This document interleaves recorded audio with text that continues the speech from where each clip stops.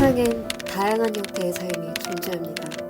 희귀병으로 인해 서로가 닿으면 죽는 젊은 연인과 모습이 다르다는 이유로 차별을 받으며 자신을 감추고 사는 사람들, 청각장애인 가족 사이 비장애인 소녀, 중년의 외형으로 살아가는 한 10대 소녀. 이러한 삶의 형태 속에서 누군가는 기뻐하고 절망하고 희망을 찾습니다.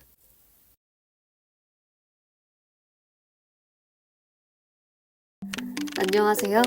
뒷책서의 서평자 디모디언 전혜리입니다. 책 소개에 앞서 여러 유명한 영화들의 줄거리를 간략히 소개했는데요. 이 영화들에선 한 가지 공통점이 존재합니다.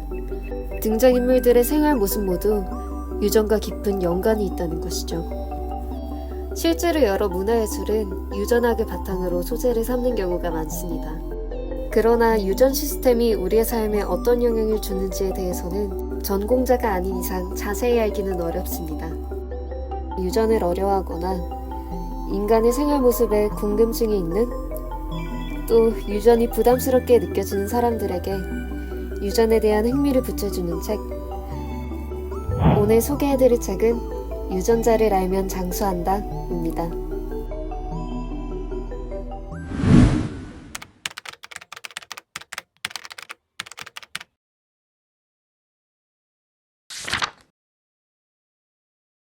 책의 저자인 설재현 교수님에 대해서부터 알아보도록 하죠. 설재현 교수님은 을지대학교 임상병리학과에서 교수 및 학과장으로 일하고 있습니다.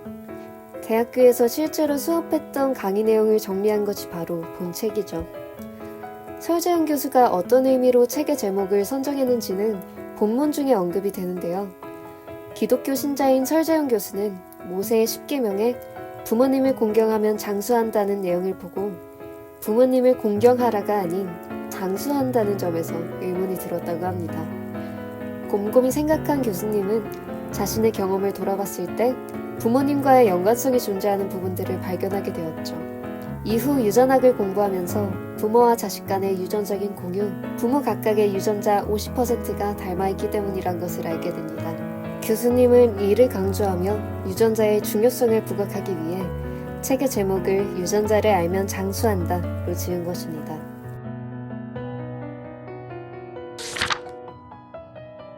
본 책에서는 여러 영화와 뉴스 기사에 나오는 의학 유전학과 관련된 요소들을 사용하여 인간 유전체의 기본부터 심화적인 질병, 정밀 의료에 대해 설명합니다. 총 35가지의 영화가 수록되어 있어 유전과 관련된 많은 이야기를 담고 있죠. 책에 나오는 영화 중 하나인 스틸 앨리스는 희귀성 알츠하이머에 걸린 앨리스라는 여성에 관한 이야기입니다. 알츠하이머, 간단하게만 짚고 넘어가도록 하죠. 알츠하이머는 조발성 알츠하이머와 후기 발병 알츠하이머가 있습니다. 주인공 앨리스는 조발성의 경우인데요.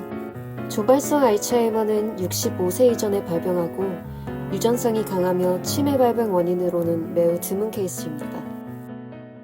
Sporadic memory impairment totally out of proportion to your age. So I think we should do a PET scan. It's similar to an MRI.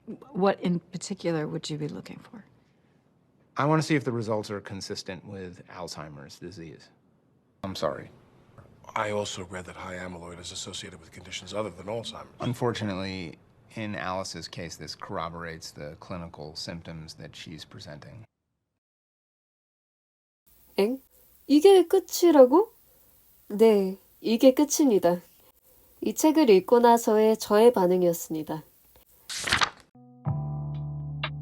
마치 영화의 짧은 예고편을 보는 것처럼 내용이 전개되는데요.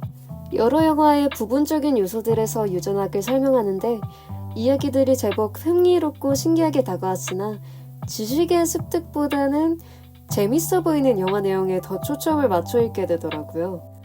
이 책은 대학 수업 내용을 요약하고 정리한 책이기 때문에 공부용으로 읽으려고 한다면 조금은 결이 다르다고 느낄 것 같아요. 읽는 이유와 학습 용도에 따라 책의 만족도는 달라질 것 같습니다. 혹시 이 책에 관심이 생긴 디모디언이 있다? 찾아오시면 빌려드릴게요. 이상 유전자를 알면 장수한다 책 서평이었습니다.